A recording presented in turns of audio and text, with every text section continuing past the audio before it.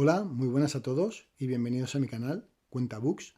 Hoy os comparto el tercer vídeo de este libro tan emocionante, en el que junto al profesor Lindenbrook, Axel y Hans viviremos grandes aventuras. Así que, sin más, dentro intro y comenzamos.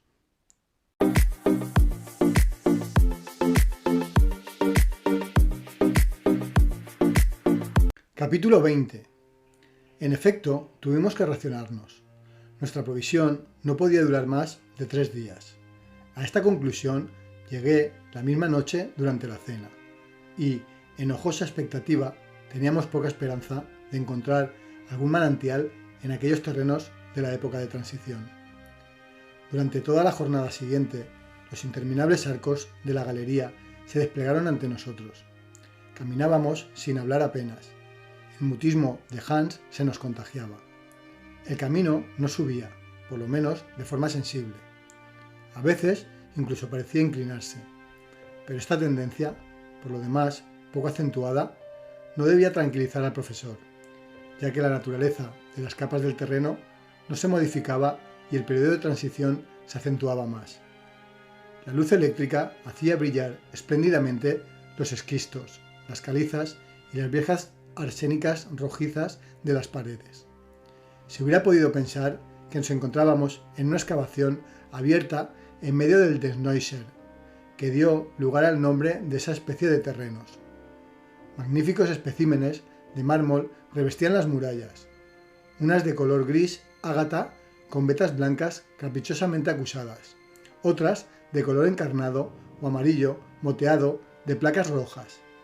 Más lejos, muestras de mármol de colores oscuros moteados de rojo, en las que la caliza resaltaba con matices vivos.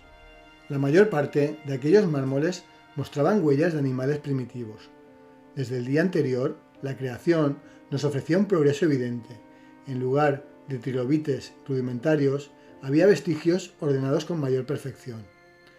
Entre otros, peces ganoideos y esos saurópteros en los que el ojo del panteólogo ha sabido descubrir las primeras formas de los reptiles. Los mares devonianos estaban habitados por un gran número de animales de esta especie, que se esparcieron a millares por las rocas de nueva formación. Se hacía evidente que remontábamos la escala de la vida animal, en la que el hombre ocupa la cima, pero el profesor Lindenbrook no parecía tomarlo en consideración. Esperaba dos cosas: o bien que un pozo vertical se abriese bajo sus pies y le permitiera reanudar su descenso, o que en un obstáculo le impidiera continuar este camino. Pero llegó la noche sin que se realizasen sus esperanzas. El viernes, tras una noche durante la cual comencé a experimentar el tormento de la sed, nuestro pequeño grupo se hundió de nuevo en los recovecos de la galería. Tras 10 horas de marcha, me di cuenta de que la reverberación de nuestras lámparas sobre los muros disminuía de forma singular.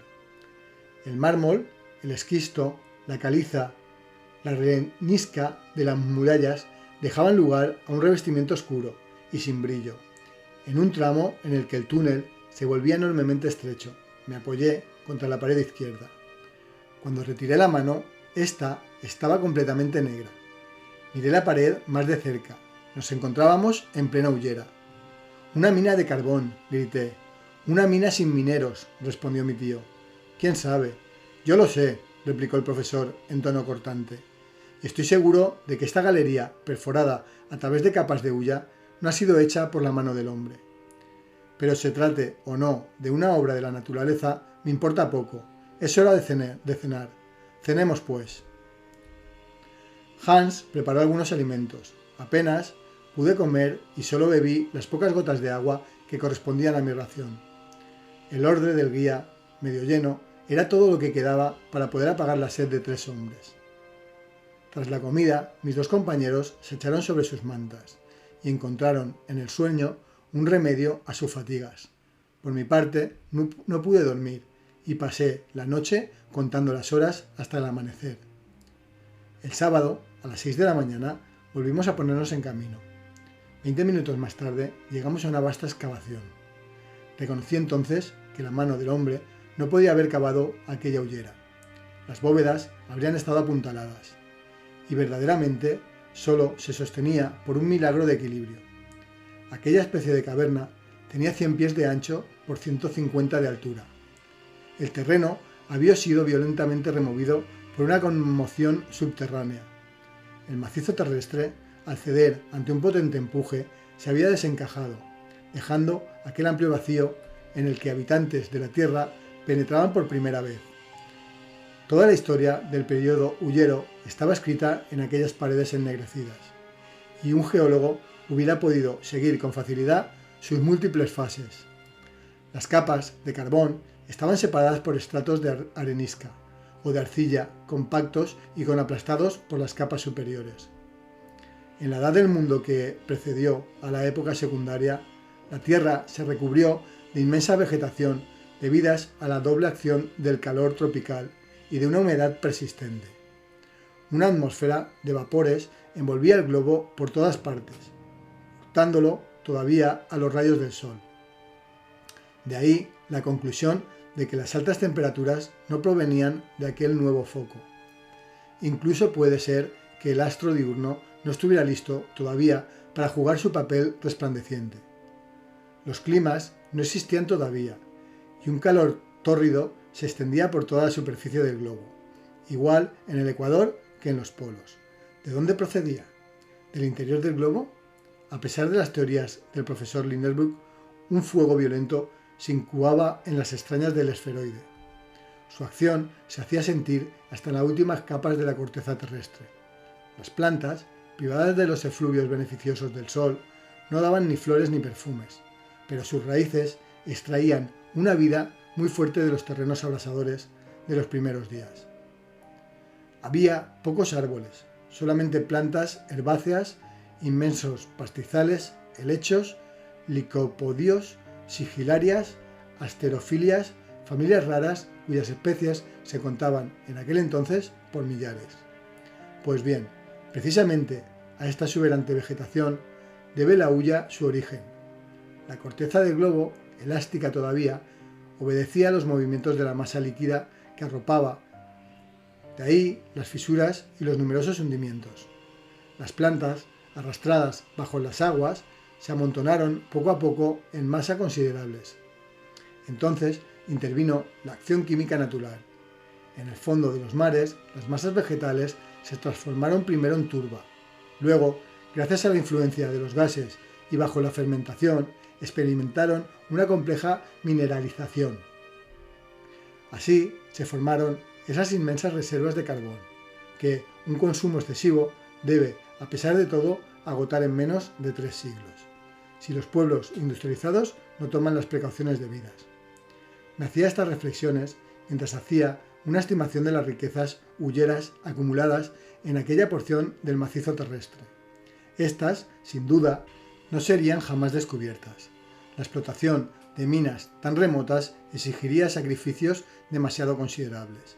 Y por otra parte, ¿para qué, cuando la hulla está todavía esparcida, por así decirlo, por la superficie de la Tierra en gran número de regiones? Tal y como veía yo ahora aquellas capas intactas, así permanecerían hasta que sonase la última hora del mundo. Sin embargo, seguimos caminando, y el único entre mis compañeros que olvidaba lo larga que era la ruta para perderse en consideraciones geológicas era yo. La temperatura permanecía sensiblemente igual a la que existía en el curso de nuestro paso en medio de las lavas y de los esquistos. Únicamente mi olfato se veía afectado por un olor muy acusado de protocarburo de hidrógeno. Reconocí inmediatamente en la galería la presencia de una notable cantidad de ese peligroso fluido al que los mineros han dado el nombre de grishu y cuya explosión ha causado muy a menudo catástrofes espantosas. Afortunadamente nos iluminábamos con los ingeniosos aparatos de Rumford. Si por desgracia hubiésemos explorado imprudentemente la galería antorcha en mano, una explosión terrible hubiese terminado con el viaje, suprimiendo a los viajeros. La excursión por la Hullera duró hasta la noche. Mi tío apenas contenía la impaciencia, que le causaba la horizontalidad del camino. Las tinieblas, siempre profundas, a 20 pasos, impedían estimar la longitud de la galería, y yo comenzaba a creerla interminable, cuando, De pronto, a las 6, se presentó ante nuestros ojos, de forma inesperada, un muro. A derecha, a izquierda, arriba o abajo no había ningún pasadizo. Habíamos llegado al fondo de un callejón sin salida. Pues bien, tanto mejor, gritó mi tío. Por lo menos sé a qué atenerme. No nos hallamos sobre la ruta de Sagnussemm, y no queda más remedio que volver sobre nuestros pasos. Descansemos una noche y antes de 3 días habremos llegado al punto en que las dos galerías se bifurcan. Sí, dije, si tenemos fuerzas para ello. ¿Y por qué no? Porque mañana nos faltará totalmente el agua. ¿Y el vapor nos faltará también?, dijo el profesor, dirigiéndome una mirada severa. No me atreví a responderle. Capítulo 21. Al día siguiente partimos muy temprano. Había que darse prisa. Estábamos a 5 días de camino del cruce. No insistiré en los sufrimientos de nuestro regreso. Mi tío los soportó con la cólera de un hombre que no se siente el más fuerte. Hans con la resignación de su naturaleza pacífica. Yo, he de confesarlo, quejándome y desesperándome. No podía aceptar esa mala fortuna con agrado. Tal y como había previsto, nos faltó completamente el agua, al final del primer día de camino.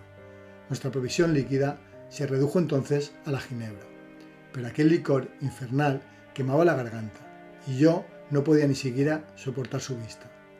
Me parecía que la temperatura era sofocante. El cansancio me paralizaba. Más de una vez estuve a punto de caer completamente exhausto. Entonces nos parábamos. Mi tío o el islandés me reanimaban como mejor podían, pero yo me daba cuenta de que el primero reaccionaba ya con dificultades. Frente al cansancio extremo y a las torturas de la privación de agua. Por fin, el martes 7 de julio, arrastrándonos sobre las rodillas y sobre las manos, llegamos medio muertos al punto de unión de las dos galerías. Yo me quedé allí como una masa inerte, tendido sobre el suelo del agua. Eran las 10 de la mañana. Hans y mi tío, apoyados contra la pared, intentaron mordisquear algunos trozos de galleta. Largos gemidos se escapaban de mis labios tumefactos, y caí en un profundo amodorramiento. Al cabo de algún tiempo, mi tío se acercó a mí y me levantó en sus brazos. «Pobre muchacho», murmuró con auténtico acento de piedad. Como yo no estaba habituado a la ternura del arisco profesor, sus palabras me conmovieron. Tomé sus manos temblorosas en las mías. Él se dejó hacer mirándome. Sus ojos estaban húmedos. Entonces lo vi tomar el odre suspendido a su lado. Con gran estupefacción mía, lo aproximó a mis labios. «Bebe», me dijo. ¿Había oído bien? ¿Es que mi tío se había vuelto loco? Lo miré con una expresión embrutecida. No quería comprenderlo. «Bebe», repitió. Levantando el odre, lo vació entero en mis labios. ¡Oh, placer infinito! Un trago de agua humedeció mi boca ardiente. Uno solo, pero fue suficiente para devolverme la vida que se me escapaba. Di las gracias a mi tío, uniendo las manos. «Sí», dijo, «un trago de agua. El último. ¿Lo oyes bien? El último. Lo he guardado preciosamente en el fondo del odre. 100 veces he tenido que resistir mi terrible deseo de beber. Pero no, Axel, lo reservaba para ti». «Tío», murmuré, mientras gruesas lágrimas mojaban mis ojos.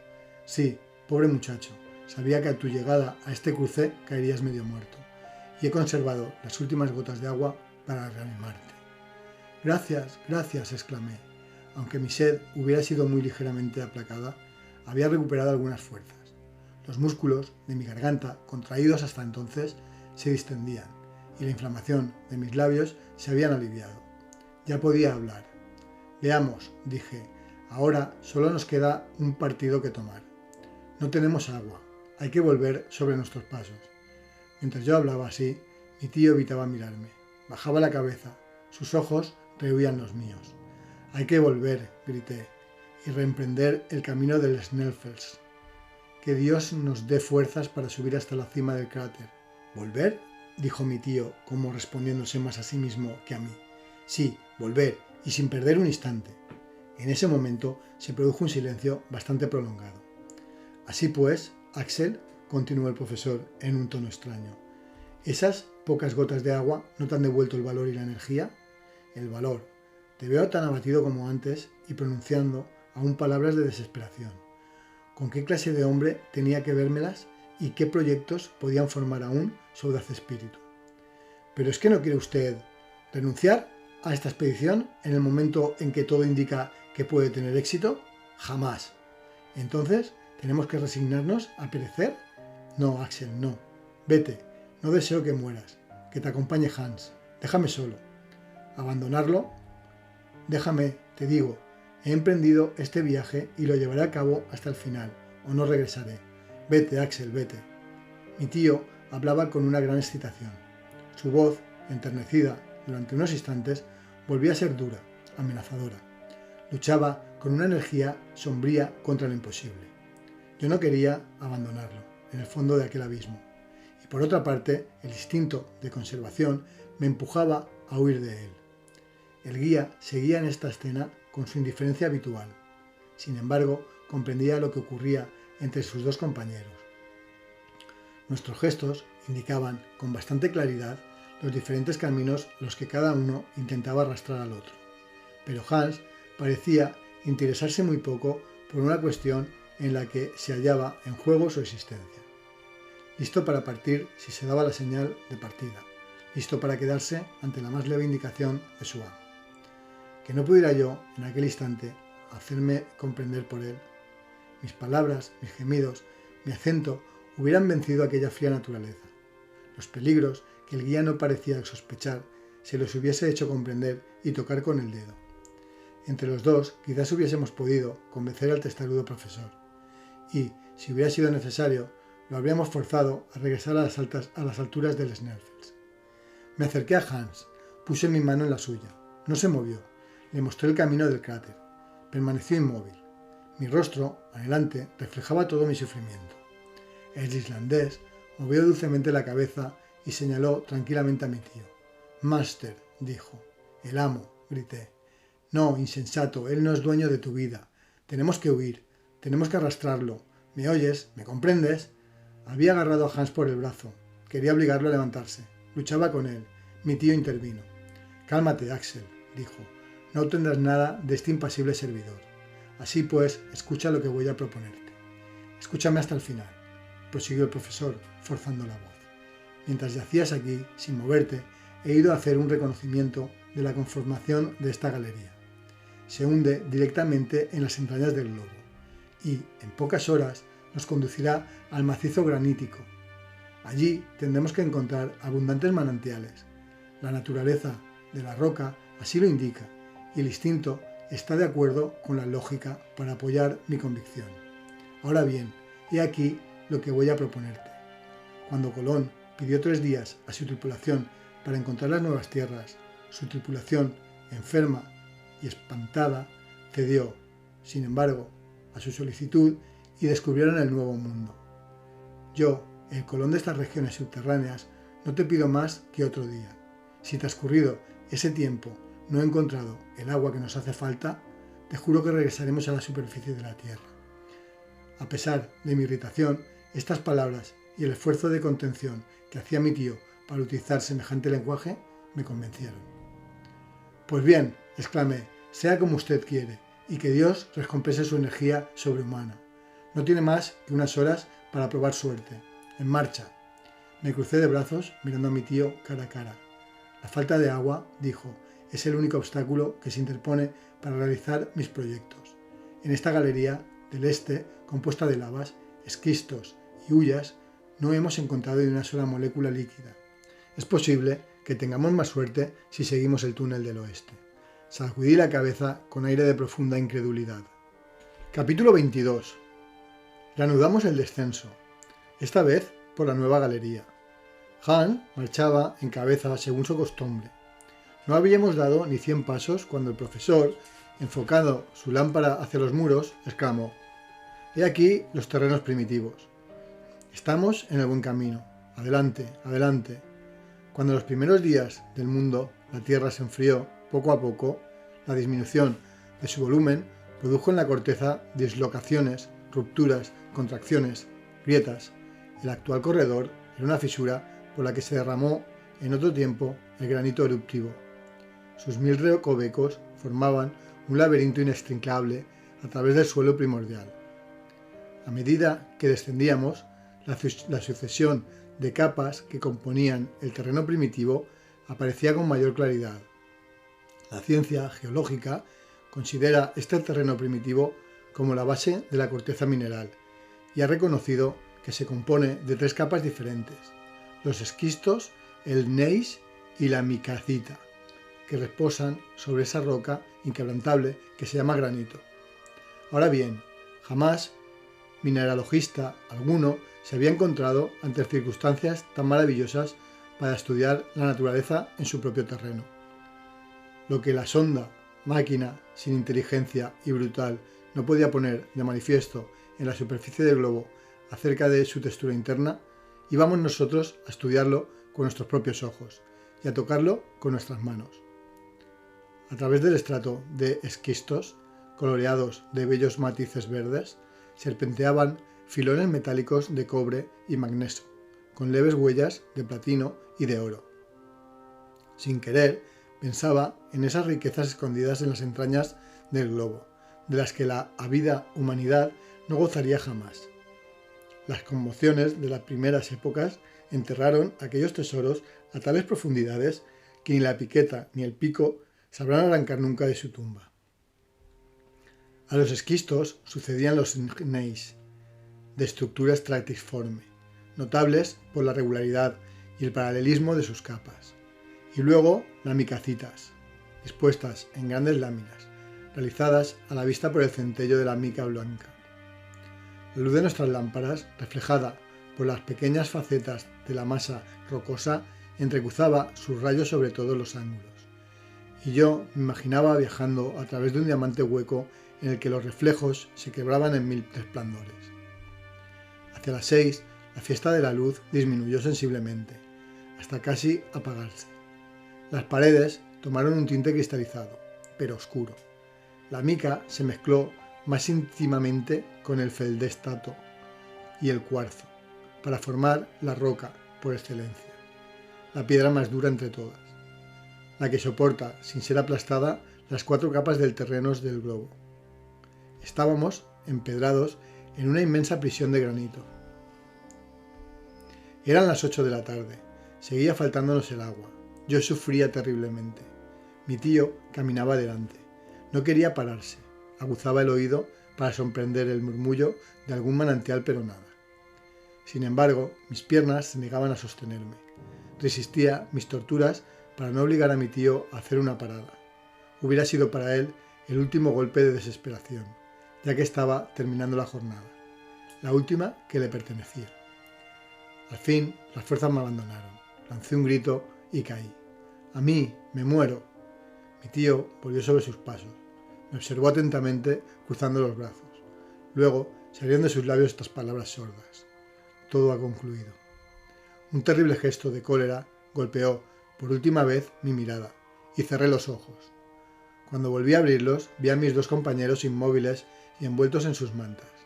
¿Dormían? Por mi parte, no podía encontrar ni un instante de sueño. Sufría demasiado, sobre todo al pensar que mi mal no tenía remedio. Las últimas palabras de mi tío retumbaban en mis oídos. Todo había concluido, ya que en semejante estado de debilidad no había que pensar siquiera en volver a la superficie del globo. Había 1,5 leguas de corteza terrestre. Me parecía que aquella masa recaía con todo su peso sobre mis espaldas. Me sentía aplastado y me agotaba haciendo violentos esfuerzos para darme la vuelta en mi cama de granito. Pasaron algunas horas. Un silencio profundo reinaba en torno a nosotros, un silencio de tumba. Ni un ruido penetraba a través de aquellas murallas, la más delgada de los cuales medía 5 millas de espesor. Sin embargo, en medio de mi adormecimiento, creí oír un ruido. El túnel se iba oscureciendo. Miré más atentamente y me pareció ver que el islandés desaparecía, lámpara en mano. ¿Por qué aquella partida? ¿Es que Hans nos abandonaba? Mi tío dormía. Quise gritar. Mi voz no pudo abrirse camino entre mis labios resecos. La oscuridad era ahora profunda y los últimos ruidos acababan de apagarse. «Hans nos abandona», grité. «Hans, Hans». Estas palabras las gritaba en mi interior. no iban más lejos. Sin embargo, tras el primer instante de terror, me avergoncé de mis sospechas contra un hombre cuya conducta no tenía hasta el momento nada que sospechar. Su marcha no podía ser una huida. En vez de subir la galería, la bajaba. Las malas intenciones lo hubieran empujado hacia arriba, no hacia abajo. Este razonamiento me calmó un poco y volví a otro tipo de pensamientos. Solo un motivo grave había podido arrancar de su reposo a un hombre apacible como Hans. ¿Iba, pues, de exploración? ¿Había escuchado en el silencio de la noche algún murmullo cuya percepción no había llegado hasta mí? Capítulo 23. Durante una hora, en mi delirio, imaginé todas las razones que habían podido arrastrar a esa acción al tranquilo cazador. Las más absurdas ideas se enmarañaban en mi cabeza. Creía que iba a volverme loco, pero, al final, un ruido de pasos se escuchó en las profundidades del abismo. Hans volvía a subir. La luz, incierta, comenzaba a deslizarse por los muros y finalmente desembocó por el orificio del corredor. Hans apareció. Se acercó a mi tío, le puso la mano en el hombro y lo despertó suavemente. Mi tío se levantó. «¿Qué ocurre?», dijo. «Vatten», respondió el cazador. Es preciso creer que, bajo la inspiración de dolores violentos, el que más y el que menos se vuelva políglota. Yo no conocía una sola palabra de danés, y sin embargo comprendí, por instinto, la palabra de nuestro guía. «Agua, agua», grité, dando palmadas y gesticulando como un insensato. «Agua», repetía mi tío. «Horvar», preguntó el islandés. «Nedat», respondió Hans. «¿Dónde? ¿Abajo?» Ahora lo comprendía todo. Agarré las manos del cazador y las apreté mientras él me miraba con calma. Los preparativos de la partida no fueron largos y pronto caminábamos por un corredor cuya pendiente era de 2 pies de toesa. Una hora más tarde habíamos recorrido unas 1000 toesas y bajado 2000 pies. En aquel momento oí claramente correr por los flancos de la muralla granítica un sonido desacostumbrado, una especie de mugido sordo, como un trueno lejano. Durante la primera media hora de marcha, al no encontrar el manantial anunciado, sentía que otra vez me ganaba la angustia. Pero entonces mi tío me indicó el origen de los ruidos que se producían. «Hans no se ha equivocado», dijo. «Lo que oyes es el mugido de un torrente». «¡Un torrente!», exclamé. «No hay ninguna duda. Un río subterráneo circula a nuestro alrededor». Apresuramos el paso, sobreexcitados por la esperanza. Ya no sentía mi cansancio. El ruido del agua, murmurante, me refrescaba. Aumentaba sensiblemente.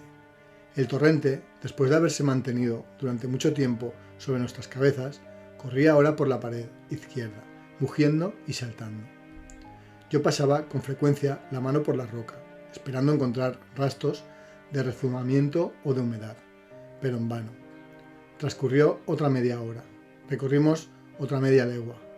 Entonces se hizo evidente que el cazador, durante su ausencia, no había podido prolongar su búsqueda más allá, guiado por un instinto peculiar de los montañeros y los hidróscopos.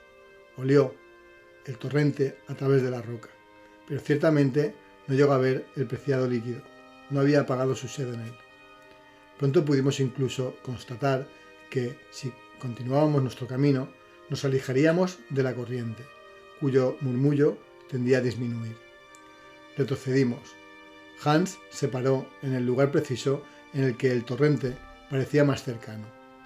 Me senté cerca de la muralla, mientras las aguas corrían a 2 pies de mí con extrema violencia. Pero un muro de granito nos separaba aún.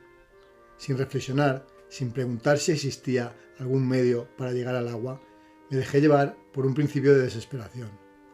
Hans me miró y creí ver una sonrisa en sus labios. Se levantó y tomó la lámpara. Lo seguí. Se dirigió hacia la muralla. Yo lo contemplaba. Pegó su oído a la piedra seca y la paseó lentamente, escuchando con gran cuidado. Comprendí que buscaba el punto exacto en el que el torrente se oía más ruidosamente. Encontró ese punto en la pared lateral de la izquierda, a 3 pies por encima del suelo. Cuán emocionado me encontraba.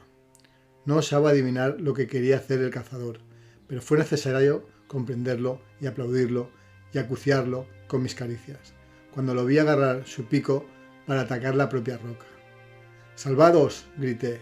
Sí, repetía mi tío con frenesí. Hans tiene razón. Ah, el buen cazador. Nosotros no lo hubiéramos hallado. Así lo creo. Tal medio, por simple que fuera, no se nos hubiera ocurrido. Nada más peligroso que golpear con el pico en aquel amazón del globo, y si se producía algún despedimiento, que nos aplastase. Y si el torrente, abriéndose paso a través de la roca, nos invadía. Estos peligros no tenían nada de quimérico,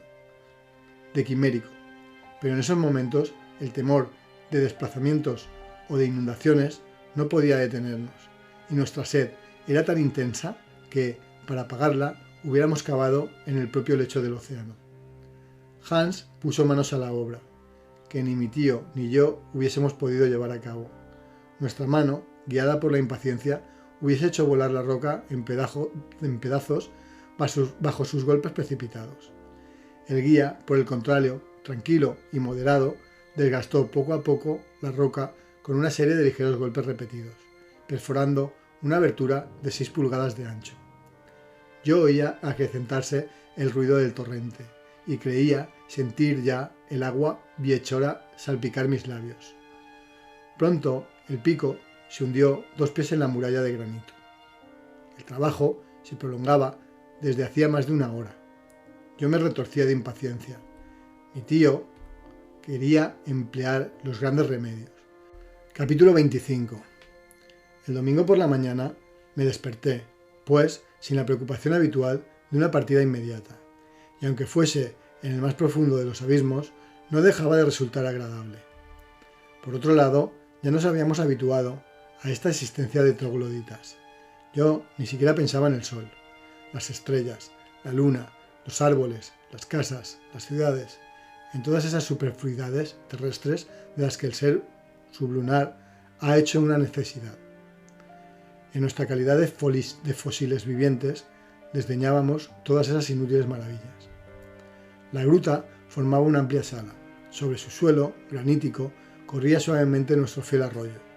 A tal distancia del manantial, el agua tenía ya la temperatura ambiente y se dejaba beber sin dificultad.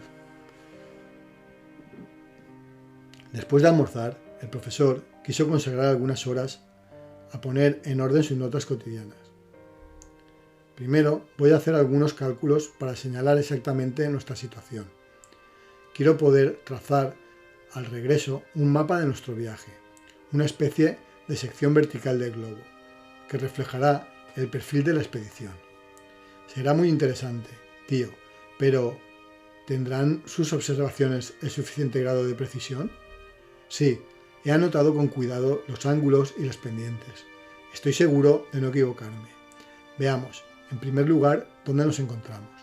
Toma la brújula y observa qué dirección indica. Miré el instrumento y tras un atento examen le respondí: este cuarto sudeste. Bien, dijo el profesor, anotando la observación y realizando algunos cálculos rápidos. Llegó así a la conclusión de que hemos hecho 95 leguas desde nuestro punto de partida. Así pues, ¿estamos viajando bajo el Atlántico? Exactamente, y en este mismo instante puede que esté desencadenándose una tempestad y que los barcos se vean sacudidos por las aguas y los huracanes encima de nosotros. Es posible, y que las ballenas vengan a golpear con su poderosa cola las murallas de nuestra prisión. Estate tranquilo, Axel, que no llegarán a quebrantarlas. Pero volvamos a nuestros cálculos. Estamos a 95 leguas del sudeste de la base de Sneffels, y según mis notas anteriores, estimo en 16 leguas la profundidad alcanzada hasta el momento. 16 leguas, exclamé, sin duda, pero ese es el límite máximo asignado por la ciencia al espesor de la corteza terrestre. No digo que no. Y aquí, según las leyes del aumento de la temperatura, debería existir un calor de 1500 grados. Debería, muchacho. Y todo este granito no podría mantenerse en estado sólido y estaría en plena fusión. Ya ves que no hay nada de eso y que los hechos, según su costumbre, desmienten las teorías. Estoy obligado a reconocerlo, pero al fin y al cabo me extraña mucho. ¿Qué indica el termómetro? 27 grados y 6 décimas. Así pues, faltan 1464 grados y 4 décimas para que los sabios tengan razón. Luego, el aumento proporcional de la temperatura es un error. Luego, Humphrey Davy no se equivocaba. Luego, no me he equivocado al escucharlo. ¿Tienes algo que responder? Nada. En realidad, hubiera tenido muchas cosas que decir. Yo no admitía la teoría de Davy, de ninguna manera, y seguía inclinándome por el calor central, aunque no sintiera sus efectos. Realmente prefería admitir que aquella chimenea de un volcán extinguido, recubierta por la lava con un baño refractario, no permitía que la temperatura se propagase a través de sus paredes. Pero sin pararme a buscar nuevos argumentos, me limité a tomar la situación tal y como era. Tío, dije, todos sus cálculos me parecen exactos, pero permítame sacar una rigurosa conclusión. Adelante, muchacho, con toda confianza. En el punto en que nos encontramos, bajo la latitud de Islandia, el radio terrestre es de 1583 leguas aproximadamente. 1583 leguas y un tercio. Pongamos 1600 leguas en nuestros redondos. De un viaje de 1700 leguas hemos recorrido 12, ¿no? Tú lo has dicho. Y todo ello al precio de 85 leguas en diagonal. Exacto. ¿En 20 días aproximadamente? En 20 días. Ahora bien, 16 leguas son la centésima parte del radio terrestre. De continuar así, tardaremos, pues, 2000 días o casi 5 años y medio en bajar. El profesor respondió. Eso sin contar que, si alcanzar una vertical de 16 leguas nos ha costado una horizontal de 80, el total será de 8000 leguas al sudeste. Y antes de alcanzar el centro, hará mucho tiempo que habremos salido por un punto de la circunferencia. Al diablo tus cálculos, replicó mi tío con un gesto de cólera. Al diablo tus hipótesis. ¿En qué se basan? ¿Quién te dice que este corredor no nos lleva directamente a nuestra meta? Por otra parte, cuento con un precedente. Lo que estoy haciendo ya lo ha hecho otro, y donde él ha llegado, llegaré yo también. Así lo espero, pero en fin, si se me permite, se te permite callarte, Axel, cuando quieras disparatar de esta manera. Comprendí que el terrible profesor amenazaba con reaparecer bajo la piel del tío y me di por advertido. Ahora, continuó, consulta el manómetro. ¿Qué indica? Una presión considerable. Bien, ya ves que, descendiendo con suavidad y habituándonos poco a poco a la densidad de esta atmósfera, no sufrimos ninguna molestia. Ninguna, salvo un ligero dolor de oídos. Eso no es nada, y ese malestar te desaparecerá si pones el aire exterior en comunicación rápida con el aire contenido en tus pulmones. Perfectamente, respondí, decidido a no contrariar a mi tío. Es incluso un verdadero placer sentirse sumergido en esta atmósfera más densa. ¿Ha notado usted con cuánta intensidad se propaga el sonido? Sin duda, hasta un sordo acabaría por oír de maravilla. Pero esta densidad aumentará sin duda alguna. Sí, según una ley no muy determinada. Es cierto que la intensidad de la gravedad disminuirá a medida que bajemos. Ya sabes que es en la propia superficie de la Tierra donde su acción se deja sentir con mayor fuerza, y que en el centro del globo los objetos no pesan nada. Ya lo sé, pero dígame, ¿este aire acabará por adquirir la densidad del agua? A una presión de 710 atmósferas, sin duda. ¿Y más abajo? Más abajo la densidad crecerá aún más. ¿Cómo descenderemos entonces? Pues bien, nos llenaremos de piedras los bolsillos. ¡Ah, fe mía, tío! Tiene usted respuestas para todo. No sé avanzar más en el campo de la hipótesis, ya que hubiera tropezado una vez más con cualquier imposibilidad que hubiera hecho saltar al profesor. Sin embargo, era evidente que el aire, bajo una presión que podía alcanzar miles de atmósferas, acabaría por pasar al estado sólido, y entonces, admitiendo que nuestros cuerpos pudieran resistirlo, tendríamos que pararnos pese a todos los razonamientos del mundo. Pero no hice valer este argumento.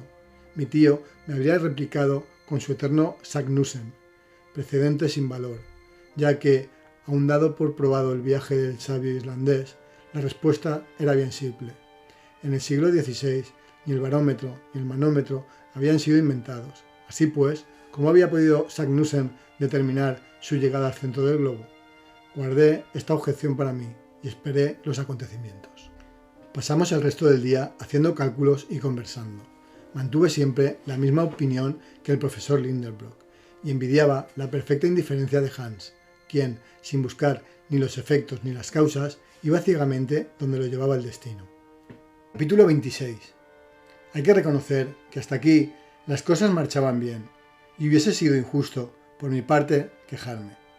Si la media de las dificultades no aumentaba, no podíamos dejar de alcanzar nuestra meta.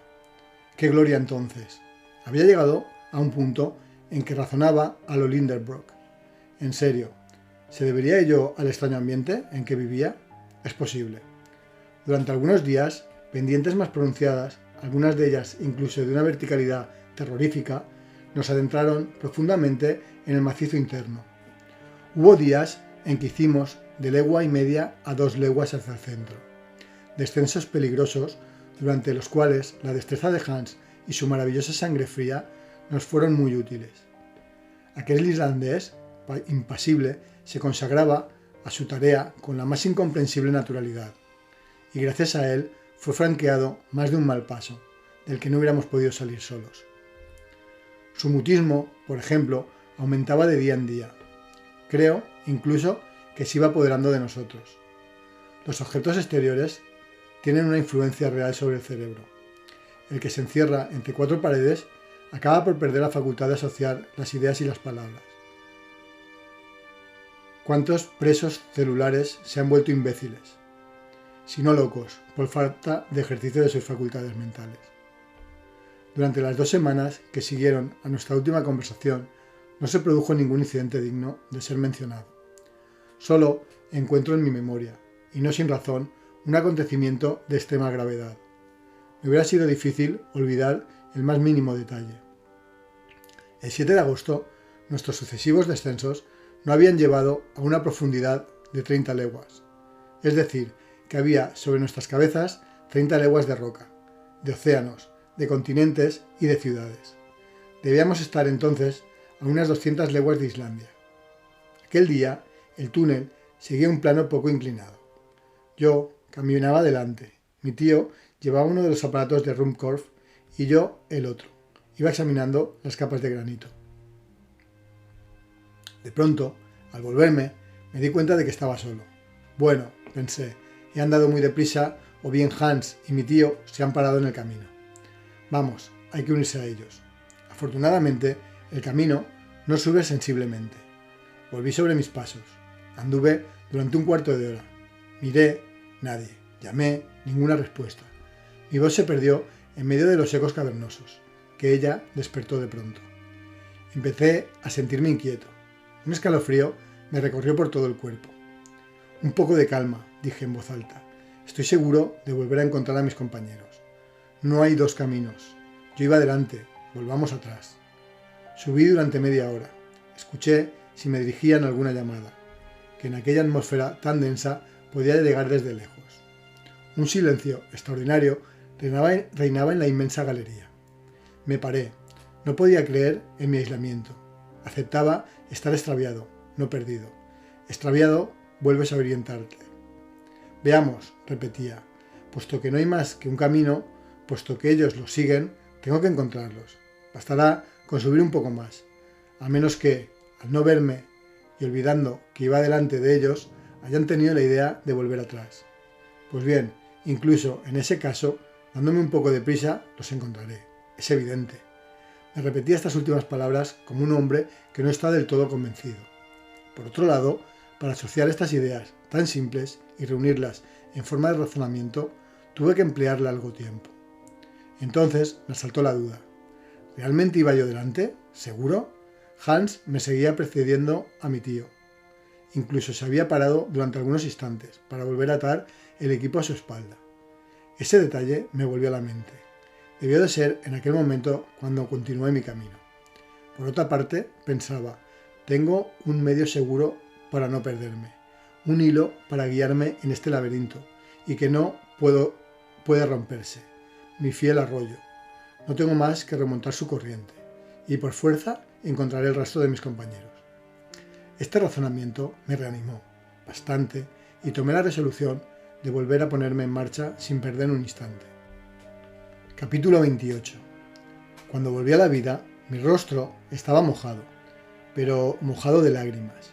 No podría decir cuánto duró aquel estado de insensibilidad. Ya no tenía medio alguno para darme cuenta del tiempo. Jamás soledad alguna fue parecida a la mía. Jamás abandono tan completo. Después de mi caída, había perdido mucha sangre. Me sentía empapado. Ah, cuánto lamentaba no estar muerto, y que aún me quedase eso que hacer. Ya no quería pensar. Rechazaba cualquier idea, y vencido por el dolor, me enrosqué cerca de la pared opuesta. Sentía cómo el desvanecimiento se apoderaba otra vez de mí, y con él el aniquilamiento total, cuando un ruido violento llegó a mis oídos. Se parecía al fragor prolongado del trueno, y oía las ondas sonoras perderse poco a poco en las lejanas profundidades del abismo. ¿De dónde provenía aquel ruido?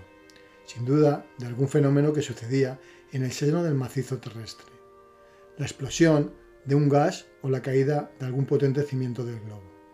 Escuché otra vez. Quise saber si el ruido se reproducía. Transcurrió un cuarto de hora. El silencio reinaba en la galería. No oía ni los latidos de mi corazón. De pronto, mi oído, apoyado por casualidad en la muralla, creyó sorprender palabras vagas, imperceptibles, lejanas. Me estremecí. Es una alucinación, pensé, pero no. Escuchando con más atención, oí realmente un murmullo de voces. Pero mi debilidad no me permitió comprender lo que decían. Sin embargo, hablaban. Estaba seguro. Temí por un instante que esas palabras fuesen las mías, devueltas por el eco. Quizá había gritado sin darme cuenta. Cerré fuertemente los labios y apliqué de nuevo el oído a la pared. Sí, seguro, hablan. Arrastrándome algunos pies más lejos a lo largo de la muralla, las oí distintamente. Logré captar palabras inciertas, raras, incomprensibles. Llegaban hasta mí como si hubiesen sido pronunciadas en voz baja, murmuradas, por así decirlo. La palabra Forlorad era repetida varias veces con un acento de dolor. ¿Qué significaba? ¿Quién la pronunciaba? ¿Mi tío o Hans? Evidentemente. Así pues, si yo los oía, ellos podían oírme a mí. A mí, grité con todas mis fuerzas. A mí. Escuché, espié en la sombra una respuesta, un grito, un suspiro. Nada se oyó. Pasaron algunos minutos. Todo un mundo de ideas tomaban cuerpo en mi mente. Pensé que mi voz, debilitada, no podía llegar hasta mis compañeros. Pues son ellos, me repetía. ¿Qué otros hombres podrían estar sepultados a 30 leguas bajo la tierra? Me puse a escuchar de nuevo.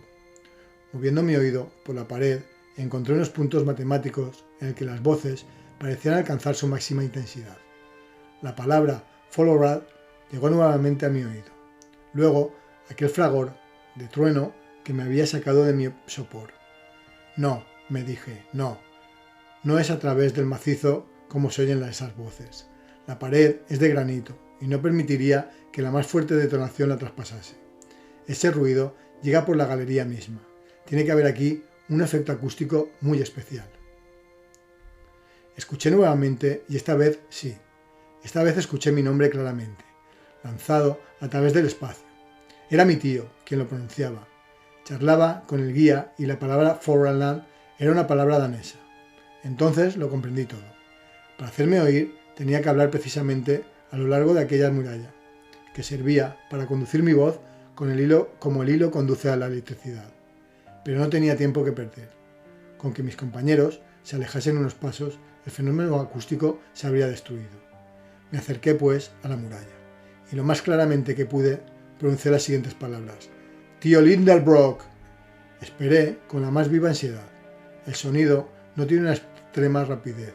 La densidad de las capas del aire ni siquiera acredita su velocidad. Solo aumenta su intensidad. Pasaron unos segundos, siglos, y por fin llegaron a mi oído estas palabras. «Axel, Axel, ¿eres tú?» «Sí, sí», respondí. «Hijo mío, ¿dónde estás?» «Perdido en la más profunda oscuridad. Pero, ¿y tu lámpara? Apagada. ¿Y el arroyo? Desaparecido. Axel, mi pobre Axel, ten valor. Esperé un poco. Estoy agotado, ya no tengo fuerzas para responder, pero hábleme. Valor, repitió mi tío. No hables, escúchame. Te hemos buscado subiendo y bajando por la galería. Imposible encontrarte. Ah, cuánto te he llorado, hijo mío.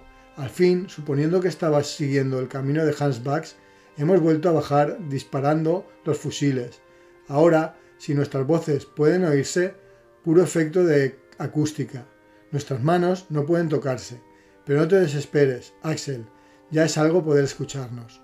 Durante este tiempo yo había reflexionado. Una cierta esperanza, aún vaga, volvía a mi corazón. Ante todo, había algo que me importaba conocer. Acerqué, pues, mis labios a la muralla y dije: «Tío». «Sí, hijo mío», me respondió tras algunos instantes. «Lo primero que tenemos que saber es la distancia que nos separa». «Eso es fácil. ¿Tiene usted el cronómetro?» «Sí». «Pues bien, tómelo. Pronuncie mi nombre anotando exactamente el segundo en que lo diga. Yo lo repetiré en cuanto me llegue, y usted observará igualmente el momento preciso en que le llegue mi respuesta». «Bien, y la mitad del tiempo transcurrido entre mi pregunta y tu respuesta indicará el que mi voz emplea para llegar hasta sí». «Eso es, tío. ¿Estás listo?» «Sí». «Pues bien, pon atención. Voy a pronunciar tu nombre». Apliqué mi oído a la pared, y en cuanto me llegó la palabra Axel, respondí inmediatamente: «Axel», y esperé. 40 segundos, dijo entonces mi tío. «Han, han transcurrido 40 segundos entre las dos palabras. Por lo tanto, el sonido tarda 20 segundos en subir. Ahora bien, a 1020 pies por segundo da 20.400 pies, o 1,5 legua y un octavo». «¿1 legua y media?», exclamé.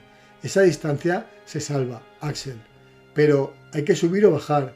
«Bajar, y verás por qué. Hemos llegado a un vasto espacio en el que desembocan gran número de galerías. La que tú has seguido tiene forzosamente que conducir a él, ya que parece que todas estas hendiduras están fracturadas del globo. Forman radios alrededor de la inmensa caverna que nosotros ocupamos. Levántate y ponte en camino. Anda, arrástrate si es preciso, deslízate por las pendientes rápidas y encontrarás nuestros brazos para recibirte al final del camino. En marcha, muchacho, en marcha». Estas palabras me reanimaron. «Adiós, tío», grité. «Voy a partir». Nuestras voces no podrán ya comunicarse entre sí desde el momento en que deje este lugar. «Adiós, pues. Hasta la vista, Axel, hasta la vista».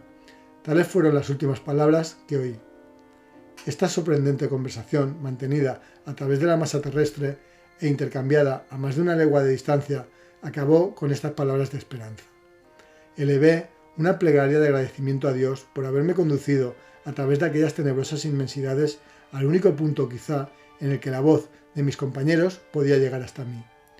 Aquel efecto acústico tan sorprendente se explicaba con facilidad por las leyes físicas.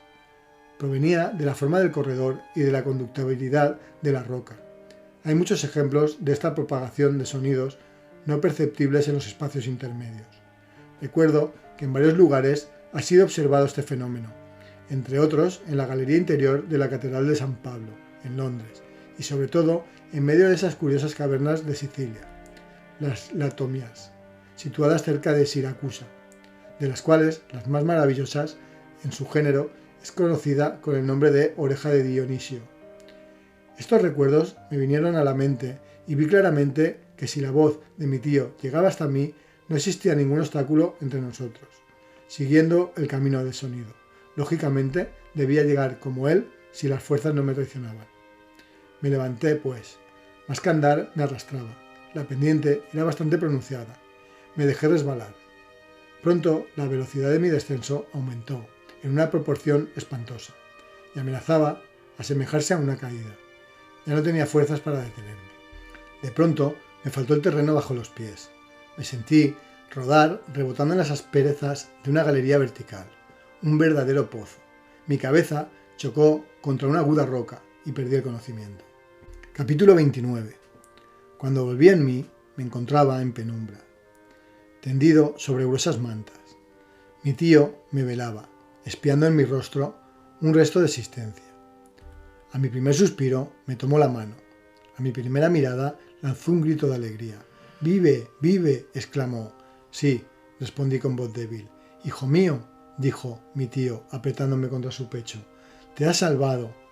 Me emocionó vivamente el acento con que fueron pronunciadas aquellas palabras, y más aún los cuidados que las acompañaban. Pero eran necesarias tales pruebas para provocar en el profesor semejantes efusiones. En este momento llegó Hans. Vio mi mano en la de mi tío. Me atrevo a afirmar que sus ojos expresaron una gran alegría. Good dag, dijo. Buenos días. Hans. Buenos días, murmuré. Y ahora, tío, dígame, ¿dónde nos encontramos en este momento? Mañana, Axel, mañana. Hoy te encuentras todavía muy débil. Te he envuelto la cabeza en compresas y no hay que moverlas. Así que duerme, muchacho, y mañana lo sabrás todo. Pero al menos, repliqué, ¿qué hora es? ¿A cuánto estamos? Son las 11 de la noche, del domingo 9 de agosto, y no te permito que me hagas más preguntas antes del día 10 del presente mes. En realidad, yo estaba muy débil, y mis ojos se cerraron involuntariamente. Me hacía falta una noche de descanso. Así pues, me adormecí con el pensamiento de que mi aislamiento había durado 4 largos días. Al día siguiente, cuando me desperté, miré a mi alrededor.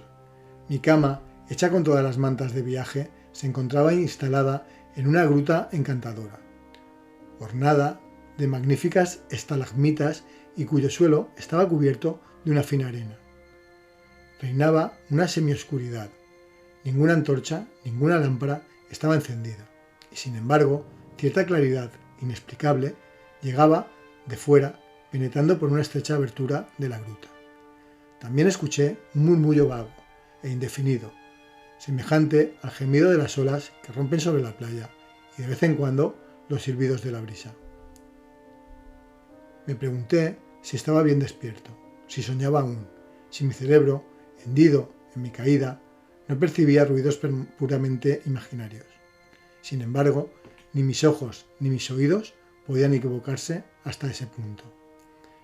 Es un rayo de luz, pensé, que se desliza por esa abertura de las rocas. Eso es el murmullo de las olas. Eso es el silbido de la brisa. ¿Me equivoco o hemos regresado a la superficie de la Tierra? ¿Ha renunciado mi tío a su expedición o la ha concluido felizmente? Me planteaba estas preguntas insolubles cuando entró el profesor.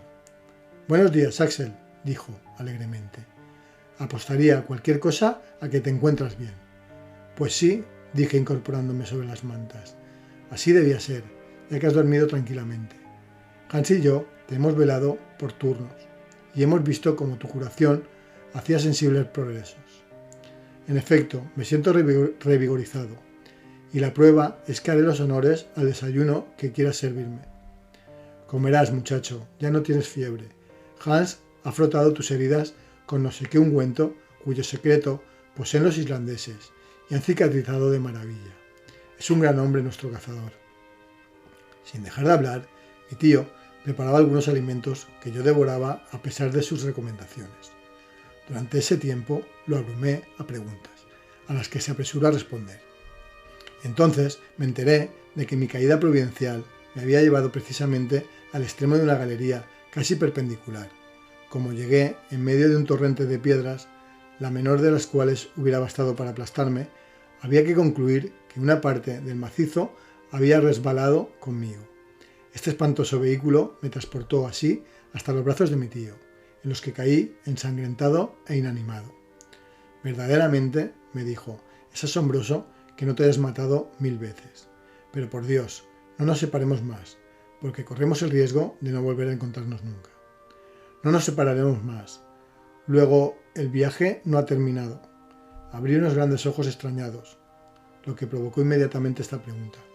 ¿Qué te pasa, Axel? Tengo una pregunta que hacerle. Dice usted que estoy sano y salvo. Sin duda.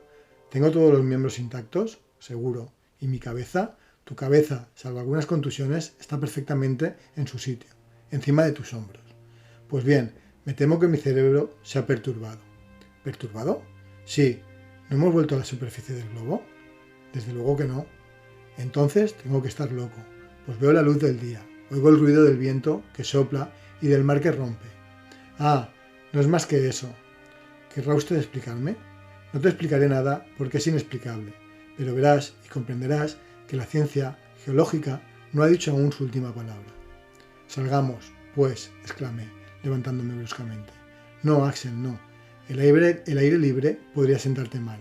¿El aire libre? Sí, el viento es bastante fuerte. No quiero que te expongas así. Pero le aseguro que me encuentro de maravilla. Un poco de paciencia, muchacho. Una recaída tuya podía ponernos en apuros y no podemos perder tiempo, ya que la travesía puede ser larga. ¿La travesía? Sí, descansa todavía hoy y mañana nos embarcaremos. ¿Embarcarnos? Esta última palabra me hizo dar un bote.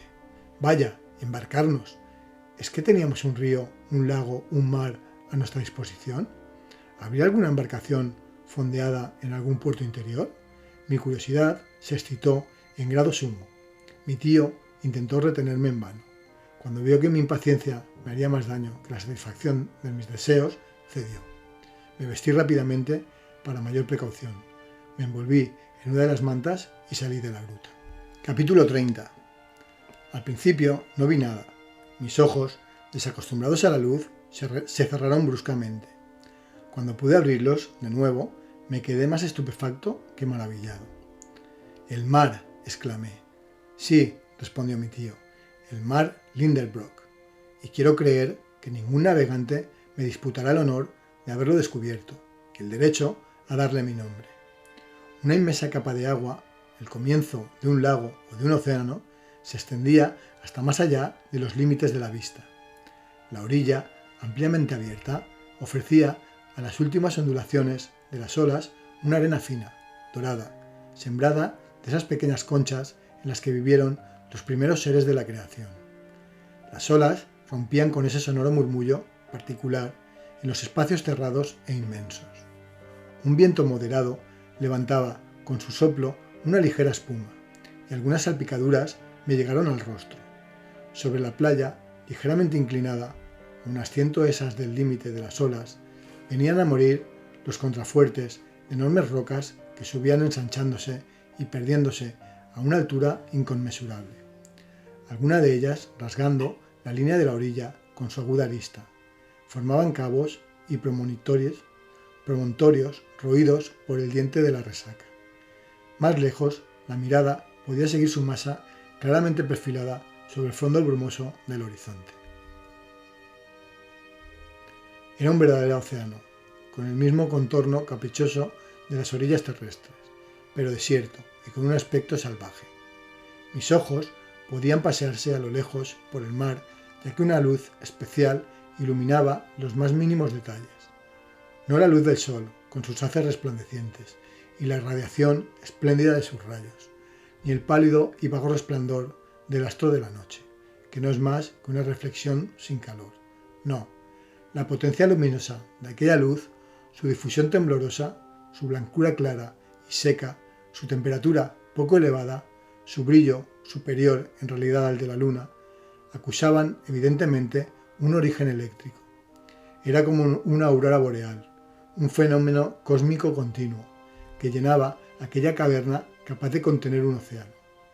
La bóveda suspendida sobre mi cabeza, el cielo, por llamarlo de alguna manera, parecía hecho de grandes nubes, vapores móviles y cambiantes que por efecto de la condensación debían en determinados días terminar en lluvias torrenciales.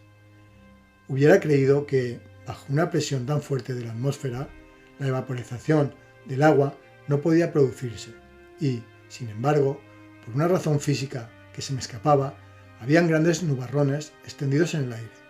Pero en ese momento hacía bueno. Las capas eléctricas producían extraños juegos de luz sobre las nubes más elevadas. En sus volutas inferiores se dibujaban sombras vivas y con frecuencia entre dos capas desunidas.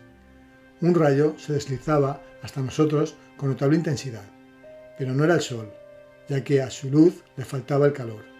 En efecto, era triste, soberanamente melancólico, en lugar de un firmamento brillante de estrellas. Sentía por encima de las nubes una bóveda de granito que me aplastaba bajo su peso, y aquel espacio no hubiera sido suficiente, por inmenso que fuera, para el paseo del menos ambicioso de los satélites. Me acordé entonces de la teoría de un capitán inglés que comparaba la Tierra con una vasta esfera hueca, en cuyo interior el aire se mantenía luminoso, como consecuencia de la presión, mientras que dos astros, Plutón y Proserpina, trazaban allí sus órbitas misteriosas. ¿Tendría razón? ¿Estábamos realmente encarcelados en una enorme excavación? No podía juzgarse su anchura, puesto que la orilla se extendía hasta perderse la vista, ni su longitud, ya que la mirada quedaba pronto detenida en una línea de horizonte un poco indecisa. En cuanto a su altura, debía sobrepasar varias leguas. La vista no podía percibir en qué punto de la bóveda se apoyaban aquellas contrafuertes de granito, pero había una nube suspendida en la atmósfera, cuya elevación debía estimarse en 2000 toesas, altitud superior a los vapores terrestres, y debida, sin duda, a la considerable densidad del aire. La palabra caverna no puede expresar mi pensamiento para pintar este inmenso lugar, pero las palabras del lenguaje humano no pueden resultar suficientes para los que se aventuran en los abismos del globo. Por otra parte, no sabía qué hecho geológico podía explicar la existencia de semejante excavación. ¿Había podido producirlo el enfriamiento del globo?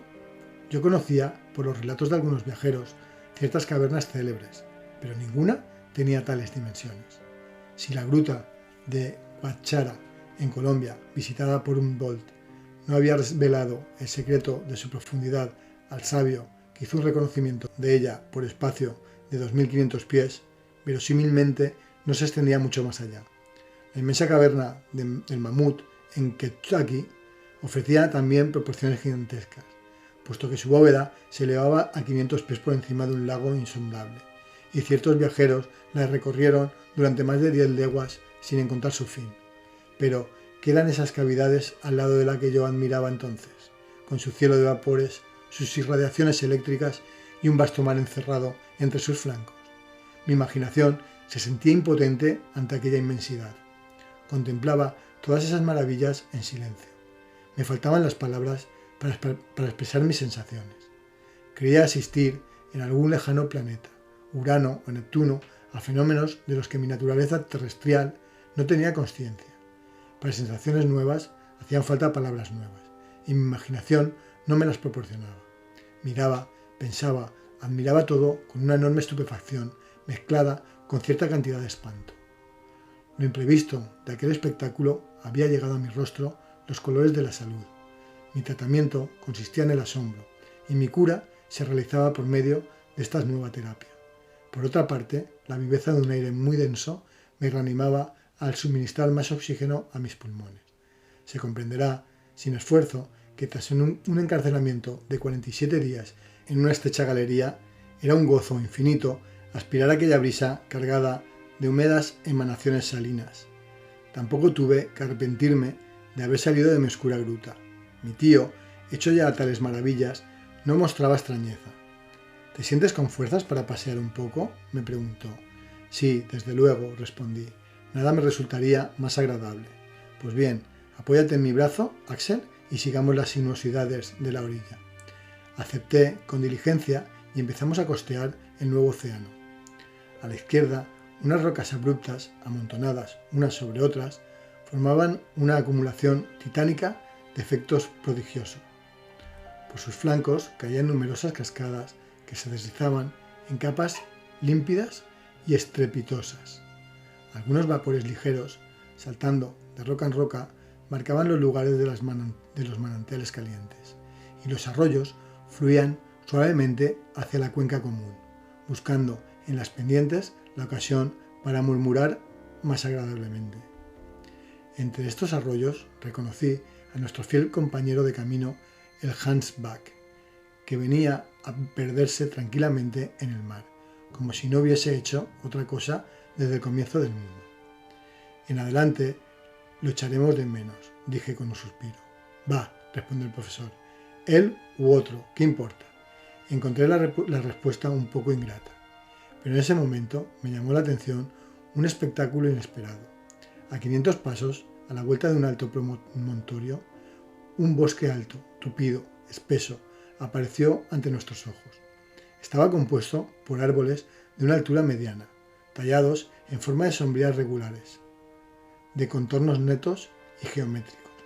Las corrientes de la atmósfera no parecían hacer presa en su follaje, y en medio del viento permanecían inmóviles como un macizo de cedros petrificados. Aceleré el paso. No podía dar nombre a especies tan singulares. No formaban parte de las 200.000 especies vegetales conocidas hasta entonces, y había que otorgarles un lugar especial en la flora de las vegetaciones lacustres. ¿No? Cuando llegamos, bajo su sombra, mi sorpresa se transformó en admiración. En efecto, me encontraba en presencia de productos terrestres, pero cortados según un patrón gigantesco. Mi tío los llamó enseguida por su nombre. No es más que un bosque de hongos, me dijo. Y no se equivocaba. Júguese el desarrollo adquirido por estas plantas tan caras a los lugares calientes y húmedos. Yo sabía que el Lycoperdon giganteum podía alcanzar, según Bullard, de 8 a 9 pies de circunferencia, pero aquí se trataba de hongos blancos, de 30 a 40 pies de altura, con un casquete de igual diámetro. Los había por miles. La luz no llegaba a perforar su espesa umbría, y una completa oscuridad reinaba bajo aquellas cúpulas superpuestas como los tejados redondos de un pueblo africano. Sin embargo, quise avanzar más dentro. Un frío mortal descendía de las cavernosas bóvedas. Durante media hora erramos por aquellas húmedas tinieblas, y volví al borde del mar con un verdadero sentimiento de bienestar. Pero la vegetación de aquel paraje subterráneo no se limitaba solo a los hongos. Más lejos se elevaban por grupos un gran número de otros árboles de hoja descolorida. Era fácil reconocerlos. Eran los humildes arbustos de la tierra, con dimensiones fenomenales. Licopodios de 100 pies de altura, sigilarios gigantes, helechos arborescentes, tan grandes como los pinos de las latitudes altas, lepidodendros de tallos cilíndricos, bifurcados que terminaban en hojas largas y erizadas, de pelos rudos como monstruosas plantas carnosas. Asombroso, magnífico, espléndido, exclamó mi tío. He aquí toda la flora de la segunda época del mundo, de la época de la transición. He aquí esas humildes plantas de nuestros jardines que se hacían árboles en los primeros siglos del globo. Mira, Axel, admira. Ningún botánico se ha encontrado jamás en semejante fiesta. Tiene usted razón, tío. La providencia parece haber querido conservar en este inmenso invernadero estas plantas antediluvianas que la sagacidad de los eruditos han reconstruido con tanto acierto. Dices bien, muchacho, es un invernadero, pero mejor dirías añadiendo que es tal vez un zoológico. ¿Un zoológico? Sin duda, mira este polvo que pisamos, esas osamentas esparcidas por el suelo. ¿Osamentas?, exclamé. Sí, osamentas de animales antediluvianos. Me precipité sobre aquellos restos seculares hechos de una sustancia mineral indestructible. Sin vacilar, iba dando nombre a aquellos huesos gigantescos, que parecían troncos de árboles secos. Esta es la mandíbula inferior de un mastodonte, decía yo. Estos molares de dinóterio, un fémur que solo puede haber pertenecido al más grande de los animales, al megaterio. Sí, es un zoológico, ya que estos osamentas no han sido traídas hasta aquí por un cataclismo. Los animales a que pertenecen han vivido en las orillas de este mar subterráneo, a la sombra de estas plantas arborescentes. Vaya, veo esqueletos enteros, y sin embargo, ¿qué?, dijo mi tío. No comprendo la presencia de semejantes cuadrúpedos en esta caverna de granito. ¿Por qué? Porque la vida animal no existió sobre la Tierra hasta los periodos secundarios, cuando el terreno sedimentario fue formado por los aluviones y reemplazó a las rocas incandescentes de la época primitiva. Pues bien, Axel, hay una respuesta muy simple para tu objeción, y es que este terreno es un terreno sedimentario. ¿Cómo? ¿A semejante profundidad bajo la superficie de la Tierra? Sin duda, y este hecho puede explicarse geológicamente. En una época determinada, la Tierra no estaba formada más que por una corteza elástica sometida a movimientos alternativos hacia arriba y hacia abajo, en virtud de las leyes de la atracción. Es probable que se produjeran hundimientos del suelo y que una parte de los terrenos sedimentarios fueran arrastradas al fondo de los abismos abiertos súbitamente. Eso debe de ser.